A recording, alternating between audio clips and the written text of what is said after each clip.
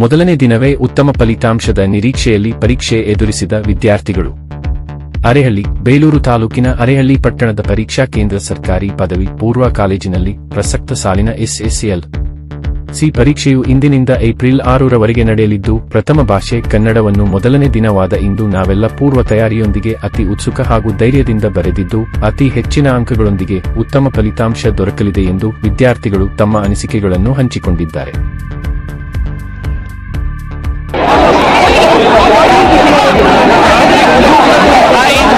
Exam ತುಂಬಾ easy ಇತ್ತು, ಬರ್ತಿದ್ದೀವಲ್ಲ. ಎಷ್ಟು ಬರ್ಬೋದು? 80 75 ಹೇಗಿತ್ತು ಎಷ್ಟು ಬರ್ಬೋದು? SSLC ಹೆಂಗಿತ್ತು ಎಕ್ಸಾಮು? ಹೆಂಗ್ ಚೆನ್ನಾಗಿ ಬಂದಿದ್ರೆ ಎಷ್ಟು ಬರ್ಬೋದು ಅಂದಾಜು? ಹೆಂಗಿತ್ತು ಎಕ್ಸಾಮು? ಎಷ್ಟು